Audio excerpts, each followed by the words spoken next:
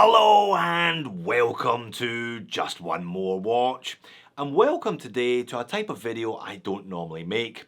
It's a 1 year on the wrist video. I don't normally make these because not many watches come into this house and survive 12 months, let alone come into this house and dominate my wrist time over the course of that year. And yet this watch, the one on my wrist today, has done just that. I thought therefore it was well worth a video as I try and explain to myself as well as to all of you what it is about this watch that has really resonated with me. Why, when I have got access to a vast personal collection and loan watches coming in and out of the house at an alarming rate sometimes, this watch has won my heart and won my wrist. Well, I suppose I better start by telling you what it is, hadn't I? Many of you will have already guessed because I've dropped a few hints in a couple of videos over the course of 2023. It's my Citizen Chronomaster AQ4030-51A. Yes, I did just say that a Citizen has become the king of my collection. Citizen, the brand that I have labelled vanilla and boring on numerous occasions, have produced a watch so good and so suitable for its purpose that I have neglected most of my other watches in its favour. And as well as those loaners and review watches, I do have a few relative big hitters in my collection. I mean, I'm not talking Daytonas and Aquanauts, but I have a Breitling Navitimer, an Omega Seamaster Aquaterra, an Oris Diver 65 Caliber 400, and a Tudor Black Bay 58. And yet I have worn a Citizen more than all of those watches combined over the last 12 months. In fact, I think I've worn this watch at least 40% of the available time. And being the nerd that I am, I did the maths on that.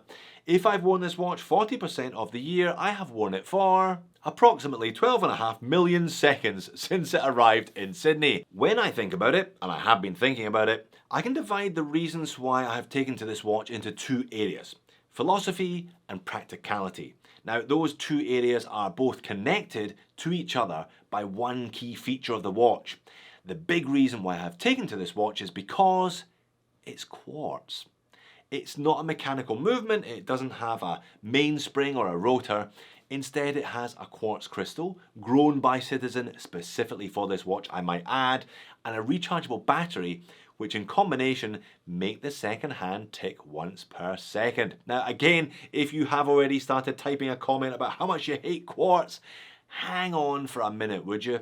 I'm not trying to tell you what to think, and your opinions are no less valid than mine, but I respectfully request that you at least open your mind to the possibility that a high quality quartz watch just like this one just makes so much sense. Let's start with philosophy then. Now, of course, the relationship you have, the dynamic between you and a quartz watch is different from the relationship you have with a mechanical watch.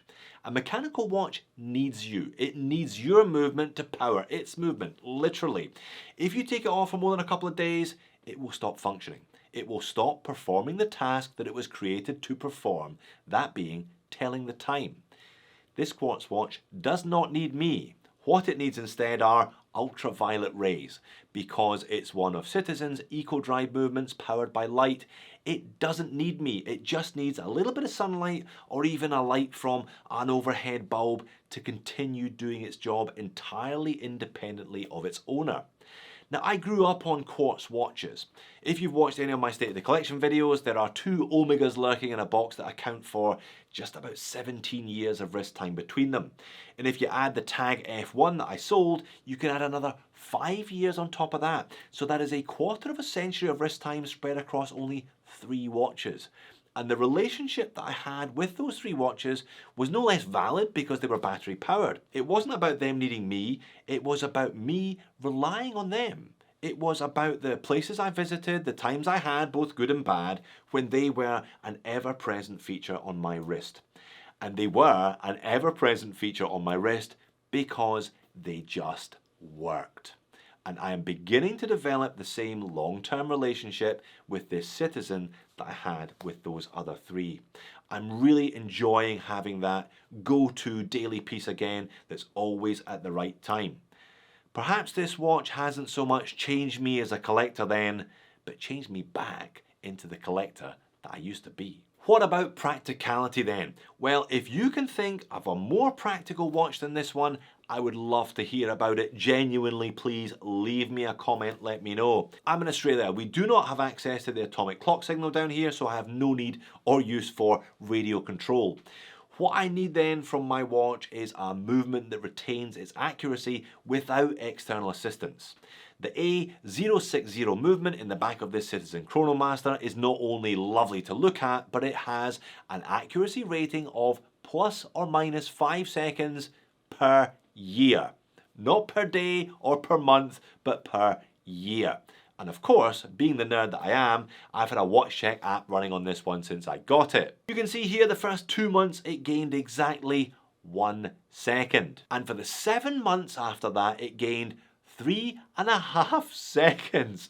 All right. It looks like it's heading for about +6, +7 seconds per year. Citizen do actually add a caveat that this one has to be worn pretty much continuously to hold it at a certain temperature in order that it achieves its stated accuracy. But +7 seconds a year, that will do me fine. Thanks very much. In fact, the last time I set it deliberately 4 seconds slow, meaning I can leave it for 12 months without adjusting it. And the worst that will happen is it will end up maybe 3 or 4 seconds fast. It's pretty accurate then. And as discussed, it is eco drive, so no battery changes. You can check the battery status by pressing in the recessed pusher at the 2. If the second hand flicks around to 1, the battery charge is low. To 2, the battery charge is medium, or to 3, as it does here, the battery charge is high. Even if I put it in a box, it would happily have enough charge to tick away for the next 6 months. Now, I am aware that these rechargeable internal batteries need changing eventually, but I'll cross that bridge when I come to it, and I'm not expecting to come to it for at least a decade. In fact, these are supplied with a 10-year warranty in their home market in Japan. Plus it has a perpetual calendar until 2099, so you don't even have to adjust the date on it at the first of each month. It does it itself. Now, you do not have to spend as much as I did to get those features from a quartz watch, or indeed from a Citizen watch. There are plenty of them that do all of that for much less money, but there aren't many that look as good as this one. It's a little bit special, and that is not something I thought I would be saying about a Citizen. It's made of titanium, it weighs less than 85 grams, sized up for me. Now, some people don't like a watch that light. Again, fair enough. I'm not here to tell you what to think, but I love the lack of weight. It's just ridiculously comfortable as a consequence. The finish is fantastic, especially for a titanium watch. Sometimes tie can feel cheap and brittle in hand. This one has Citizen's Duratec coating, which not only improves scratch resistance, but makes it a tactile pleasure. Now, I wear my watch without much care, unfortunately, and this one has held up really pretty well. There are a few scratches in the high polished bezel, but it doesn't have those desk diving squirrels that you get on most stainless steel watches around the clasp area almost immediately. My Aquaterra, for instance, looked pretty much wrecked after a year. This one just doesn't. But it's not all romance and flowers. As much as I am clearly in love with this watch, there's one thing that I wish it did better than it does. That being legibility. Now, I've never run a white dial watch with silver hands long term before, and there is really a trade-off in terms of legibility. Those hands are not particularly legible. You know, you can usually see where they are, but they don't jump off the dial, that's for sure. I mean, this is Citizen's own press shop for the watch, and the hands are not all that legible in their own press shop. Now, the watch is also available in blue or black. Perhaps those two would have given me more legibility than this one. But hey, I fancied a white dial, and I got a great deal on the white dial, so I can't blame anyone but myself, really. Plus, there is a little bit of exclusivity with this one because it's a Japan-only model. For reasons best known to themselves, Citizen do not sell this one officially overseas. I've been to a number of watch events wearing this, and it has had far more attention than I thought it would get, and all of that attention positive, which again is a bit of a surprise for a Citizen. And on that note, I really quite like the fact that it is a Citizen. I mean, it's not a cheap watch. I got a great deal on this one, probably another reason why I love it. You can buy these new from Japan for just over $2,500 US. It's certainly not expensive by luxury watch standards, whatever they are. Certainly not the most expensive watch in my collection either, but $2,000 odd for a Citizen is a lot of cash to spend on a brand whose mainstay is watches costing 10% of that, maybe even less. So there is something of an anti-snob value in here. I think there's a bit of an intellectual inverse flex, which I have come to enjoy. I know that this is one of the most capable tools available. The job of a watch is to tell the time, right? And this one will do it accurately and reliably without interference or service, I would imagine for decades. And yet to the untrained eye, it looks just like a shopping mall watch. I love that. I don't particularly enjoy wearing a lot of money on my wrist, not obviously anyway. As I said, I have bought some expensive watches and I have been bought some expensive watches, but there is this Scottish Calvinist thing in me. I can still hear my long departed Scottish papa tutting at the price of these things and pointing to his £10 watch that he's had for a decade, telling me it does the same job as mine.